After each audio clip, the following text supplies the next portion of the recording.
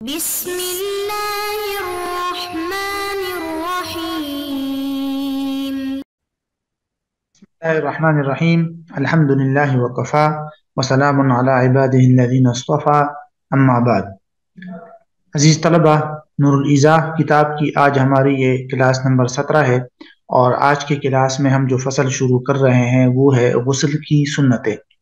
فصل فی سنن الغسل، یہ فصل ہے غسل کی سنتوں کے بارے میں۔ اس فصل میں مصنف نے 12 ایسی سنتوں کا تذکرہ کیا ہے، ایسی چیزوں کا ذکر کیا ہے جن کا جو چیزیں جو ہے وہ غسل کے اندر سنت ہیں، اور سمجھ جائیے کہ شروع سے لے کر آخر تک یہ غسل کا ایک مسنون طریقہ ہے۔ یہ 12 چیزیں اگر جمع ہو جائے تو مکمل مسنون اور سنت طریقہ غسل کا حاصل ہو جاتا ہے۔ فرماتے ہیں یسن فی الاغتسال 12 شیئا، کہ غسل میں مسنون ہے 12 چیزیں۔ وہ 12 چیزیں کون کون سی ہیں؟ ترتیب وار ان کو دیکھیے۔ الابتداء بالتسمیہ والنیۃ وغسل الیدین الی الرسغین۔ 3 چیزیں تو یہ ہے۔ الابتداء بالتسمیہ یعنی بسم اللہ سے ابتدا کرنا۔ علماء نے لکھا ہے کہ عمومی طور پر جب تک انسان نے اپنے اعضائے مستورہ اور اپنی سطر نہ کھولی ہو، اس سے پہلے بسم اللہ پڑھ لینی چاہیے۔ بالکل ابتدا میں جب کپڑے اتارنے لگے تو بسم اللہ شروع پڑھ لے، اور اس کے بعد پھر کپڑے اتارے۔ والنیہ، دوسری جو سنت ہے وہ ہے نیت حاضر کرنا۔ بسم اللہ پڑھ کر اس کے بعد نیت کو حاضر کر لے، اور کہ بھئی میں اللہ کی رضا کے لیے یا جو بھی مقصد ہے اس کے لیے نیت، اس طرح نیت کر کے وضو کر لے، غسل شروع کر لے۔ نمبر 3 ہے وغسل الیدین الی الرسغین، ہاتھوں کو گٹوں تک یا کلائیوں تک دھونا۔ ٹھیک ہے، یہ رسغین تسنیہ ہے، رسغن کی جمع ہے، تسنیہ ہے، رسغن اس کا مفرد آتا ہے۔ گٹے کو کہتے ہیں جہاں انسان گھڑی باندھتا ہے، کلائی جس کو آپ کہہ سکتے ہیں، کہ بالکل شروع میں جب آپ غسل شروع کریں گے تو بسم اللہ اور نیت کے بعد سب سے پہلے ہاتھوں کو کلائیوں تک دھو لیں۔ اس کے بعد ترتیب وار یہ دیکھیے، وغسل نجاست ولو كانت على بدنه لو كانت على بدنه بانفرادها، اس نجاست کو دھو لے جو آپ کے بدن پر لگی ہو۔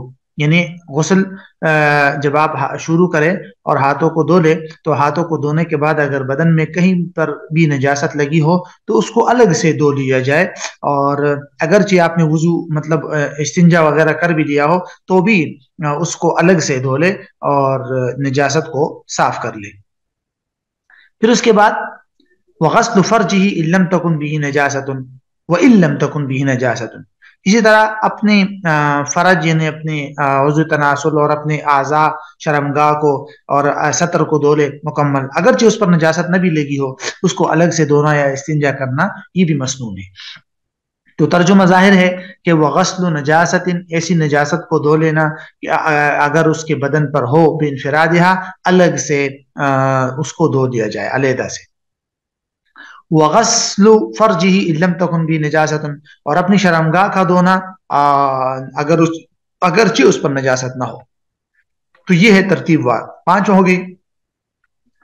نمبر 6 ثم يتوضأ كوضوئه للصلاة فيثلث الغسل ويمسح الرأس، پھر مکمل وضو کرے، یعنی مکمل وضو کرنا اس کے بعد یہ ہے غسل کا مسنون طریقہ ہے، اور وضو اسی طریقے سے کرے جس طرح مسنون وضو کا طریقہ ہے۔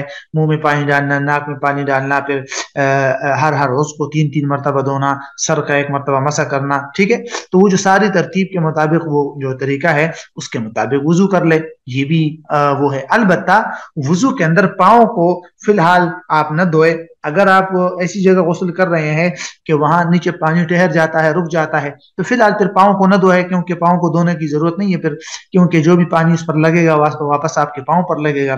تو اگر پانی اس جگہ میں ٹھہر رہا ہے، جمع ہو رہا ہے، تو پھر فی الحال آپ پاؤں نہ دھوئے۔ ہاں، غسل مکمل کرے، غسل مکمل کرنے کے بعد ذرا سائڈ پہ ہو کر پاؤں الگ سے دھو لے، تو اس کو تاکہ نیچے چھینٹے نہ پڑے واپس آپ کے پاؤں۔ ہاں، یہ الگ بات ہے جیسے آج کل کے جو غسل خانے بنے ہوئے ہیں، اگر پانی نکلنے کا راستہ موجود ہے، جو بھی پانی آپ ڈالتے جائے وہ نکلتا جا رہا ہے پانی، اور وہاں ٹھہرتا نہیں ہے، جمع نہیں ہو رہا، پھر الگ بات ہے، پھر آپ فی الفور وضو کے دوران بھی پاؤں دھو سکتے ہیں، کوئی حرج نہیں ہے اس میں۔ جہاں تک کتاب کے اندر یہ بات ہے کہ بھئی پاؤں دھونے کو مؤخر کر لے، یہ اس صورت میں ہے کہ جب اس جگہ پر پانی جو ہے وہ ٹھہر جاتا ہو. تو ترجمہ دیکھ لیں نمبر 6 اور 7 کا. ثم يتوضأ كوضوئه للصلاة، پھر نماز کے لیے جس طرح وضو کیا جاتا ہے اس طرح وضو کرے.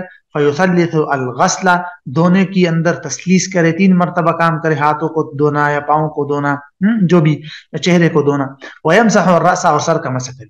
ولكنه يؤخر غسل الرجلين، لیکن پاؤں کے دھونے کو مؤخر کر دے اگر ان کان یقف فی محل، اگر وہ ایسی جگہ کھڑا ہے یجتمع فیہ الماء، جس جگہ پر پانی جمع ہوتا ہے، تو فی الحال پھر پاؤں کو نہ دھوئے، پاؤں کو پھر بعد میں دھو دے. نمبر 8. ثم یفیض الماء علی بدنہ ثلاثا، پھر 3 مرتبہ اپنے مکمل بدن پر پانی بہائے، یہ بھی سنت ہے. اور اگر تو مثلا کوئی حوض ہے یا جاری پانی ہے، کوئی چشمہ ہے، اور اس کے نیچے ایک انسان کھڑا ہو جائے یا اس جاری پانی کے اندر چھلانگ مار دے اور مکمل اپنے بدن کو دھو لے، تو بھی یہ جو تسلیث والا سنت ہے، یہ جو 3 مرتبہ مکمل بدن پر پانی بہانا ہے، یہ سنت اس سے بھی ادا ہو جائے گی. تو یہاں سے وہی بات بتائی گئی ہے کہ یفیض کا مطلب ہوتا ہے بہا دینا، پھر پانی بہایا اپنے بدن پر ثلاثا 3 مرتبہ. ولو ان غمس فی الماء الجاری، اگر کوئی آدمی جاری پانی کے اندر ڈبکی لگائے، ان غمسا کا مطلب ہوتا ہے گھس جانا، ڈبکی لگانا. او ما فی حکم ہی، یا اس پانی کے اندر جو مائے جاری کے حکم میں ہے. ومکث، جیسے حوض ہوتا ہے بڑا. ومکث قدر الوضوء والغسل، اور وضو اور غسل کے جو جتنی ٹائم ہوتا ہے اتنی مقدار یا اس حد تک اس میں ٹھہر جائے. فقط اکمل السنہ، تو اس نے بھی سنت کو مکمل کر لیا.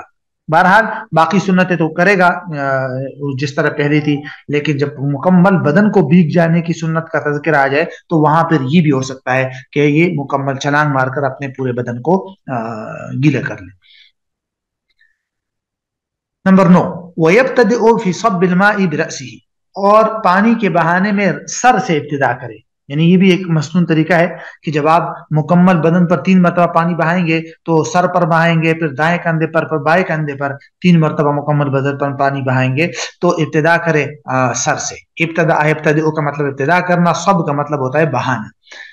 کہتے ہیں پھر اس کے بعد وَيَغْسِلُ بَعْدَهَا مَنْكِبَهُ الْأَيْمَنَ ثُمَّ الْأَيْسَرَ، پھر اس کے بعد جو ہے دھوئے اپنے دائیں کندھے کو، ثم الایسر، پھر بائیں کندھے کو. مطلب یہ ہے کہ کچھ پانی، پھر ایک مرتبہ پانی دائیں کندھے پر بہائے نیچے تاکہ پورا بدن گیلا ہو جائے، اور آخری مرتبہ، تیسری مرتبہ میں پھر بائیں کندھے پر. نمبر 11. وَيُدَلِّكُ جَسَدَهُ، اپنے بدن کو کی تدلیق کرے، ملے. ٹھیک ہے، اپنے بدن کو مل لے تاکہ اچھی طرح جو ہے وہ یہ صفائی کے لیے بھی بہتر ہے، اور دوسرا یہ کہ غسل کے مکمل ہونے کے لیے بھی بہتر ہے، تاکہ مکمل بدن جو ہے وہ اس تک پانی پہنچ جائے اور مکمل بدن گیلا ہو جائے، کوئی جگہ خشک نہ رہے. دلک یدلک باب تفعیل سے آتا ہے. تدلیق کا مطلب ہوتا ہے بدن ملنا. ٹھیک ہے، اور یہ کچھ ائمہ کے ہاں یہ لازم اور ضروری ہے، جیسے فقہائے مالکیہ کے ہاں اس کی تفصیلات انشاءاللہ آپ آگے جا کے بڑی کتابوں میں دیکھیں گے. فی الحال یہاں صرف یہ ذہن میں رکھ لے کہ حنفیہ کے ہاں یہ غسل کے لیے کوئی واجب یا ضروری نہیں ہے، بلکہ یہ صرف اور صرف سنت میں سے آتا ہے، یہ سنت ہے. وَيُوَالِي غَسْلَهُ، اور یہ دھونے کا عمل پے در پے کرے. اور یہ دھونے کا عمل کیا کرے؟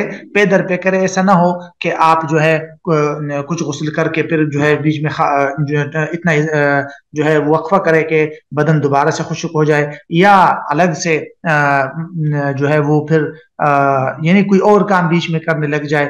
3 مرتبہ جب آپ ایک مرتبہ سر میں پانی ڈالتے ہیں، پھر دائیں طرف میں، بائیں طرف، اس کے بیچ میں بھی اتنا بڑا وقفہ نہ کرے. آپ پے در پہ پانی ڈالے. جس طرح یہ اس کو موالات کہتے ہیں، توالی کہتے ہیں.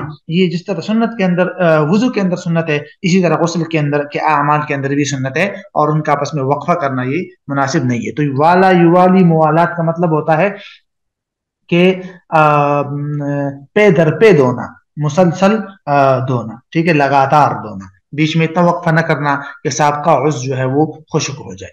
بہرحال یہ ہے، یہ تو تھی غسل کی سنتیں. یہ مختصر سی فصل ہے، اس میں ہے آداب الاغتسال اور وضو اور غسل کے مکروہات، یعنی غسل کی سنتیں، آداب اور غسل کی مکروہات. یہ ایک اصولی بات ذہن میں رکھے، جو ہم نے گزشتہ ایک فصل کے اندر وضو کے دوران ہم نے ایک فصل پڑھی تھی، اس فصل میں وضو کی سنتیں اور وضو کی آداب تھی. تو وہی ساری جو آداب ہے وہ یہاں غسل کے لیے بھی وہی آداب ہے، اور جو مکروہات وہاں वजू के अंदर थी वही मकरूहात यहाँ गुस्ल में भी है। ठीक है, एक उसूली बात तो ये ज़हन में रखें। हाँ अलबत्ता अगर एक बात हमने वहां पढ़ी थी वजू में कि वजू के आदाब में से ये है कि मतलब ऊंची जगह बैठे, तो यहाँ पर भी ऊंची जगह बैठे बहरहाल, लेकिन वहां हमने पढ़ा था कि वजू के दौरान उमूमी तौर पर किबले की तरफ मुंह करके वजू करे। तो उलमा ने लिखा है कि गुस्ल के दौरान चूंकि उमूमी तौर पर इंसान का सतर खुला हुआ होता है, तो उसके आदाब में से ये नहीं है कि वो किबले की तरफ मुंह करे। किबले की तरफ मुंह करके सतर खोल कर किबले की तरफ मुंह करके गुस्ल करना ये वजू गुस्ल के आदाब में से नहीं होगा। तो सिर्फ एक इस अदब के अंदर फर्क होगा, बाकी वही आदाब है जो वहां पर थी। तो ये है, जरा देखिए, कहते हैं वह आदाबुल इग़्तिसाल ही आदाबुल वुज़ू, गुस्ल के आदाब वही है जो वुज़ू के आदाब है। इल्ला अन्नहु ला यस्तक़बिलु अल क़िबलता, अलबत्ता ये है कि क़िबले की तरफ मुंह न करे, लिअन्नहु यकूनु गालिबन मअ कश्फ़िल औरा, क्योंकि ये गुस्ल उमूमी तौर पर गालिबन जो है ये सत्र औरत के खोलने के साथ होता है, सतर के खोलने के साथ किया जाता है। वयुकरहु फ़ीहि मा युकरहु फ़िल वुज़ू, और कहते हैं कि इसके अंदर भी वही मकरूह है जो वुज़ू के अंदर मकरूहात है, यानी जो मकरूहात वुज़ू के अंदर है और वही मकरूहात वो यहाँ पर भी है। अलबत्ता एक और फर्क है, ये जो पीछे वाली बात आपने पढ़ी, जिस तरह वुज़ू के अंदर हमने पढ़ा था, वुज़ू के अंदर हमने पढ़ा था कि भाई हर उज़्व को धोते वक्त बिस्मिल्लाह पढ़े। तो यहाँ पर उलमा ने लिखा है कि गुस्ल में हर उज़्व को धोते वक्त बिस्मिल्लाह न पढ़े, या हर अमल के दौरान अलग अलग बिस्मिल्लाह न पढ़े, क्योंकि उमूमी तौर पर उस वक्त इंसान की सतर खुला होता है, तो इसलिए ऐसे मौके पर जो है वो बिस्मिल्लाह न पढ़े। शुरू में पढ़े जब कपड़े उतारता हो, तो उतारने का वक्त आए, यानी बिल्कुल इब्तिदा में, वो अलग बात है, वो तो हमने पढ़ लिया, लेकिन बाद में फिर न पढ़े। अब यहां से वो मकामात बताएंगे इस फसल में कि जिन मकामात के लिए गुस्ल करना सुन्नत है।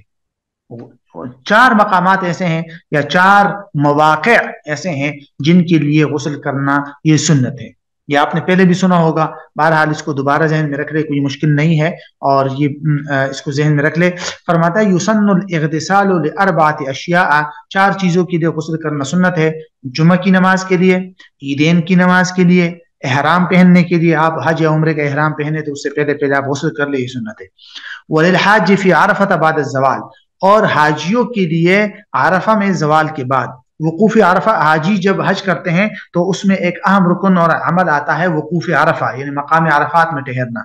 तो उस मकाम अरफात में जब ठहरेंगे तो ज़वाल के बाद वहाँ चूंकि बहुत ज्यादा रश होता है और बहुत पसीना और एक किस्म की धूल होती है, तो बहरहाल वो तो एक हिकमत है, लेकिन शरी हुक्म यह है कि जवाल के बाद वकूफ़ अरफा जब हो जाए तो उस दौरान जवाल के बाद हाजी जो है वो गुस्ल कर ले, ये ज्यादा सुन्नत है। तो बहरहाल ये 4 मकामात या 4 मौक़े ऐसे हैं जिनके लिए गुस्ल करना सुन्नत है। तो यहाँ तक की 4 फसलें हमने पढ़ ली, इससे अगली की फसूल इंशाअल्लाह हम अगली क्लास में पढ़ेंगे।